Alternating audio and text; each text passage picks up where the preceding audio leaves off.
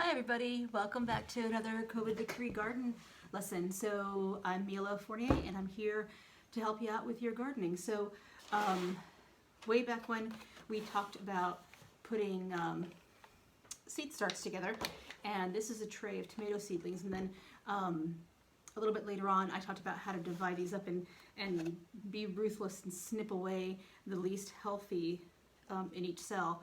And well, I snipped them away. I got rid of half of my tomato seedlings that way, so that the rest would grow nice and strong. And now they are so big and so crowded. They kind of jumped in growth right after I did that snipping. And then you can see there's some roots coming out. So these are actually overdue. I've just been too busy to do them, and that happens sometimes. But it's time now. So I know this past weekend, the first weekend of May here in upstate New York, it was beautiful. It was warm and sunny and gorgeous over the weekend. Sunday it was nearly 70 degrees, and so you're thinking, time to garden.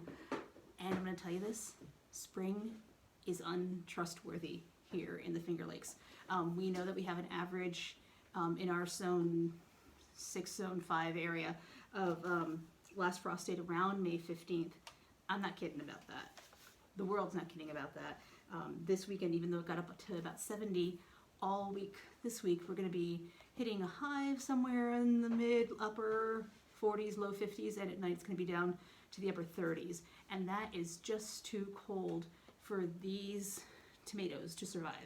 So what I'm going to do here is I'm going to pot these up into bigger pots, and I'll show you a couple of tricks about tomatoes that it's a little bit different than any other plant out there, unless it's in the nightshade family, on how you can get your tomatoes to be nice and strong and robust. So what I'm going to do here, I've got my, there we go, let's start with one larger pot. See that? What a difference that is. I'm going to put this down, put a little soil there at the bottom already, all the way down, as far down as it'll go. And then I'm going to put the soil in as far up as it'll go. And you're going to be like, wait a second, I've always heard don't try to smother these guys. It'll kill them. That's true for most plants except for tomatoes and potatoes and peppers usually, but mostly tomatoes, because what'll happen is this. All along, let's see if you can see it up close there, all along this stem, there are tiny little, you can't even see them, little kind of nodules that are spots where new roots can grow.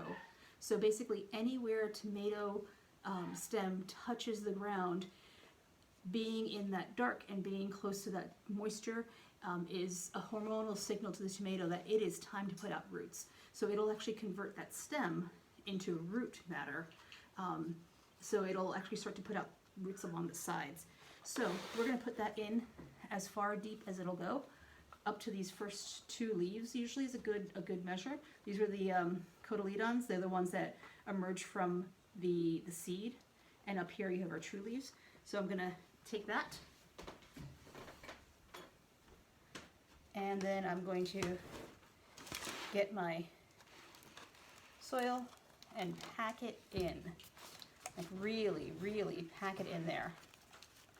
And make sure it's tight, not so tight that it's like crowded and awful, but really nicely firm around that tomato stem, because that good contact that the stem has with the soil is going to encourage it to create new roots along that stem. So, and if you see, I'm actually not filling my pot all the way to the top, because I might very well come back in another week or so and then add a little bit more soil once this roots in really well. I don't mind waiting and coming back and doing that. Or you can fill it up right now, that's fine too. But that is going to be a nice, short, stout, robust tomato, because we just buried half of its stem.